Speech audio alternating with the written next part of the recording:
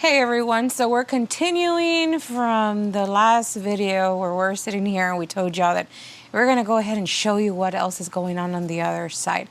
I could have done a full-blown little, it sounds weird, full-blown little tour because our garden is little, but yeah, I wanted to just, I think that when we do a tour, I'm such in a rush and I miss talking about certain things and don't explain everything about some plants that I wanted to take my time today. It's a very nice day. It's gonna rain, it's supposed to rain. So I hope that there's enough light right now. You're good with the camera? Yes. Okay. So let's go ahead and come over here. Excuse the chaos in the garden. We're still working on it and we're still, doing our thing. But I did want to show you something that is happening in the garden right now. So before we come to this side, I wanted to show y'all up there. That's Pearly Gates Rose. And that is Jolly Good. Jolly Good. Blooming along with Jolly Good clematis. So yeah, and a bunch of limelight hydrangea that's not, I don't think it wants to wait. It wants summer to be here soon. Okay, so as I'm making my way up here, I wanted to show y'all what I have right here. I don't know if Ambrose can see this. Got a total mess, guys, but I wanted to show you. So I have an amazing little thing here that hasn't done much because of where it's planted. It doesn't stay moist enough for it and doesn't get enough sun. Yes, it's a bleeding heart. Now, why would this bleeding heart want more sun when usually bleeding hearts are for shade? Well, that type of bleeding heart is called pink diamonds. It's from Proven Winners. And I think I got, what was it? They sent it to us, two of them, ago. for like 2 years ago. So this is supposed to be huge, but it's not because I have it on the north side. It does get sun, but I think the area that it's at, it doesn't stay moist enough. It produces a lot of flower. I have two. I'll show you the other one right now. It's kind of sad how it is, but they don't die on me. They still keep coming back. So I'm going to pop them out soon. You'll see me do that soon. I'll pop them out soon and we'll have more of a talk about this one. But it's a bleeding heart that loves the sun. How cool is that, right? And it will bloom all the way till fall. So it won't die back as the heat starts. It'll actually get prettier.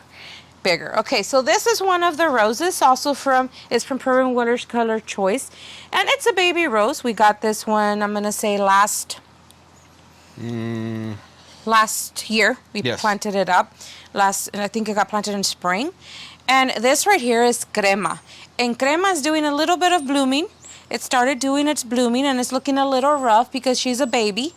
But Crema smells amazing. It's another rose that is in the garden that smells of spice. It's very, I'm going to say warm. No, not warm. This one's different. It's more of a fresh to me. It has more of a fresh cinnamon. I don't even know how to tell you. Fresh, spicy scent. If I made sense to any of you guys out there in the rose world. Because I have that one up there, which is called Pearly Gates. Pearly Gates is a very warm, spicy scent, I always say, of cinnamon. This one, though, I don't know, it's more fresh to me, but it is spicy. But it has such the flowers are huge, and the ones that had already bloomed out, they were so big. I thought at first that it wasn't going to hold itself up well, but I don't know. It's doing great now. It was flopping, and now it's standing up straight and holding the bloom. So I don't know. We'll see with time. I think it's going to do well, though. Okay, let's come up here without me falling. One of our favorite plants that have slowly snuck its way into becoming a favorite of ours in the foliage world that I love is hostas. So we have these hostas called wee hosta. And oh my goodness, look at that beautiful, what is that, like a variegation on them? It is just pretty. And it has this foliage that is kind of like a wavy type of foliage. It's just beautiful.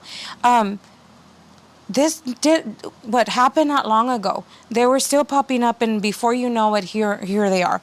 They're so pretty. I love them. I have a few through here in this back bed, but everything else has been, already outgrowing them. We knew that for us around this time, we're getting ready to move, that there was going to be time to take everything out. So yeah, we timed them just right. They're going to be getting ready to be popped out. I should have taken them out early. If you're going to transplant, and I always, this is something that I should have done, but I didn't do because of everything that we have going on. But the best thing that I should have done was taking them out as soon as their shoots were coming out in the early spring, but I didn't do it. So it's okay. We'll still be able to take them out. Some of them I have them in actual already baskets in the ground. So those will be easy just to pop out. And then this is one of Ambro's favorite. I'll let him talk about that. That's a fern called Lady in Red. Doing beautifully. You can see more fronds popping up there.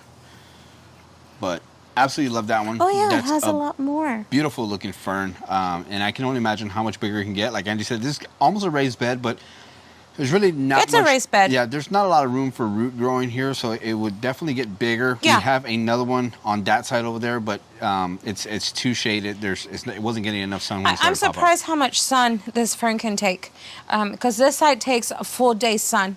Like, it's a north area, but it takes a lot of sun on this side. So that's awesome that it takes the sun there. And there's a heuchera that's hiding there. That's one of my favorite heucheras, and the name just escaped my... Monstera?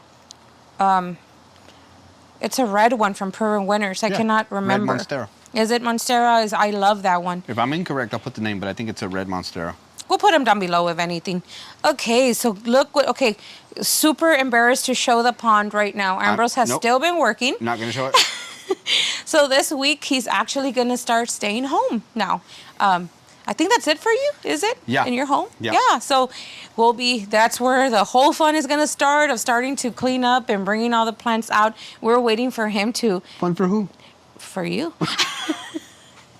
Oh, it's going to be all of us. But we're waiting for him to actually be, done with his job, actually stay home, and then we can start all doing things together, because there's just so much going on right now. But I wanted to show you what's going on before I start ripping everything out, and you guys didn't get to see how it looks, because many of the things, they might go into shock as we're starting to... The temperatures are starting to warm up. At that, though, it's cool for compared to other places. The highest right now expected is 80, but we really reach high 70s, and maybe sometimes just 75. And then this area back here is really cool because it's in the north area of ours. It's very cool back here. But anyways, look what I have here, and I love this so much. So these right here are called Invincible Limeras, and they're getting ready to explode. I have 3 of them right here, and you can see exactly who's getting a lot more sun and who's, getting the less over there. But they're starting to do their thing, and they're going to start to, produce their flower pretty soon, which they'll do that. If I'm right, I think they do the white, and then they start changing into their lime colors for summertime. So that's the pretty thing about it. It just makes everything feel so much cooler when you see that lime color in the garden. It's not supposed to be a very big hydrangea either. So that's the great thing about it. It's a little bit more compact and a compact site. So that's the great thing about this one. It'll be perfect for containers as well. And that's what I'm going to do. I'm going to get them out and put them in containers. And we'll be back showing you what they look like. Hopefully there's more flower when I start to move them out so y'all can see them. So before I talk about this beauty right here, my Claire Austin, David Austin Rose, she's been in bloom, and I miss showing you. I don't know if Ambrose has some, but she's been in bloom since we did the rose tour. She just went crazy. She smells so good too, but she has she tricked me. She has this very lemony, when she opens her blooms, it's like a lemony color. And I don't know, I just think all the time of like lemon, and I'm just smelling lemon everywhere. And I thought that that's what I was smelling, but it's not lemon that she smells of. At least I don't think so. I can't remember. There's somebody jealous peeking over the fence over there. There's Gertrude Jekyll. So who I'm talking about that was being the one that was smelling of lemon so much is this beautiful plant right here. This right here is it's an elderberry, and this is black lace elderberry. This one's planted in there. It's not in a pot. It's in the actual little bed right here that we have. And look at this gorgeous, gorgeous bloom. It smells so good. So it's said to have, when it first starts to flower, it's said to have a very like, I'm not sure the right word is, bitter kind of smell or herb-like scent, and then it starts to change into a lemony scent, which I completely agree with the whole lemony scent. So black lace elderberry in cooler temperatures. This one, I think it's, if I'm correct, let me check, guys, the zone, because I want to tell y'all where it'll stay this color. So this guy is hardy zones 5A through 7B. Okay. So if you live in a cooler zone, you're going to have this beautiful, beautiful dark purple foliage right here, okay? And once it starts, we live in a 7B. So once it starts to get a little bit warmer, or if we have warmer springs, we don't really get to see a lot of the dark purple foliage. It starts to do this. The whole green color, which is starting to come out like that already. And what I loved about this having this kind of shrub in the garden is that it does grow really big. But what I love about it is that after it blooms, you can go ahead and maintain it, and you can cut it back. Now, you can cut it back as long as you want it, because it keeps growing and growing and growing. But if you keep cutting it, then you'll end up losing the blooms for the next season, which I love the blooms, so I don't want to lose them. So if I have to cut him back, I cut him back right after he's done blooming. And I'm going to have to cut him back really, really hard so we can take him with us too. I don't know what zone we're going to end up at. If we end up, I'm aiming for a 7 in Texas, but if we end up in an 8, I still want to take him, and I want to experiment and see if we can have him in a shade garden. It gets all morning light right here. It gets protected by this maple tree that we have covering it. The canopy's covering it right here. And it's done amazing. It loves it here. It takes the sun, like I told y'all, in the morning. And I'll show you right now another variety that I have, another elderberry, but that one is called lemony lace. Lemony lace is not looking as great right now. Actually, it does wonderful through the whole year. As it starts warming up, I have it still in their containers. I think one I planted in a container, and that's it. But I'll show you right now so that way y'all can see it. But yeah, I wanted to show you what this guy is doing. I just love these beautiful, beautiful big blooms right there. So yeah, in a zone 7, this guy does great. Protected from the late sun. So let's go over there and see what's going on with lemony lace. All right. So this is lemony lace elderberry, and this is a very sad looking elderberry. That's what I wanted to talk to you about. So it's going to get better if I put it with more sun.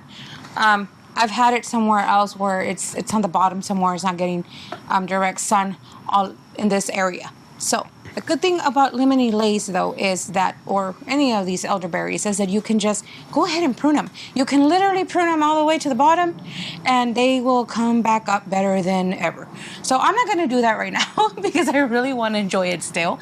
And even if I just get to tuck it in, and usually I use it for this area in the back right here, the little container garden.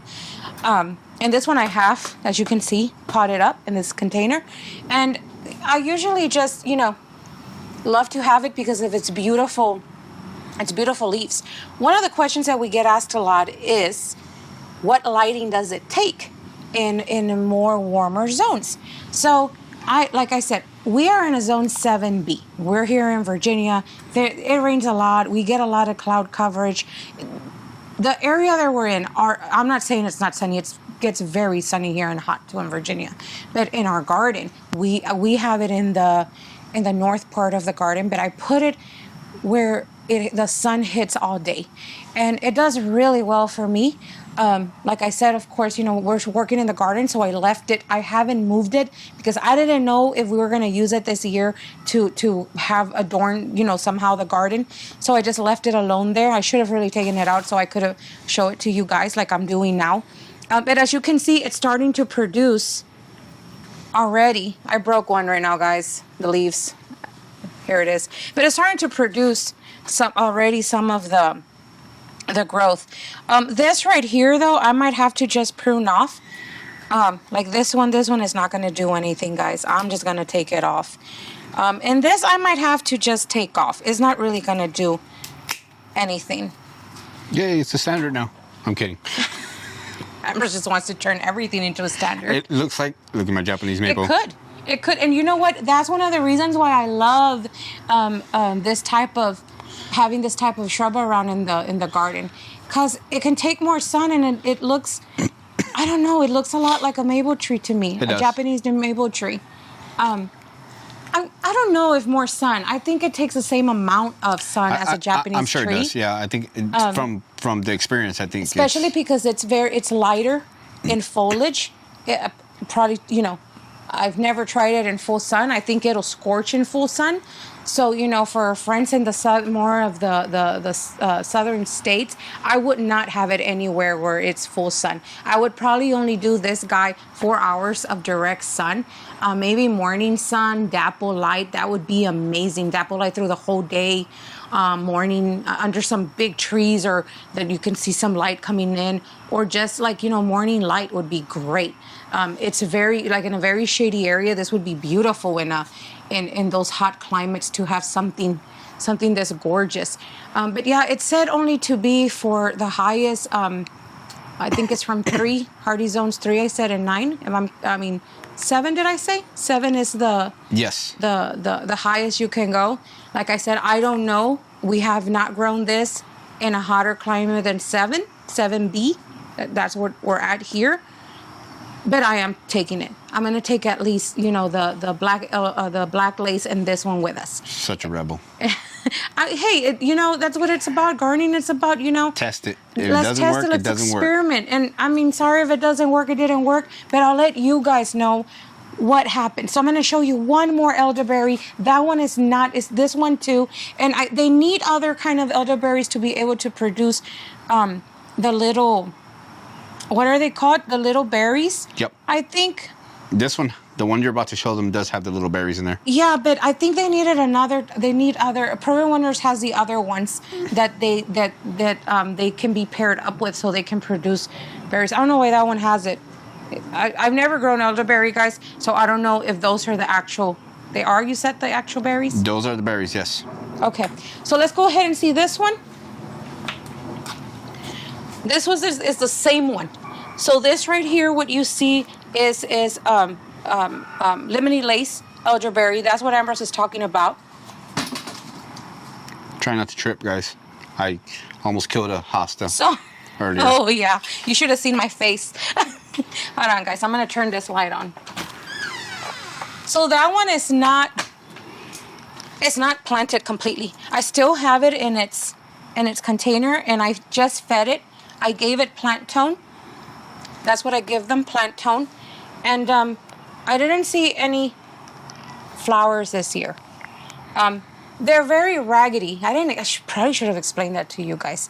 It's very raggedy because, what was it, 2 winters ago. Yep. They got crushed by the snow. I never cut them back hard. Every time I take forever to come around to the elderberries, and I just let them start doing their thing. Yep. And I feel so bad in cutting them back. Well, I do. I do want to mention that when we bought these at Meadows Farms, we did get them on discount, and they were pretty raggedy when we got them as well, if you remember that correctly. Yeah, but they had filled in.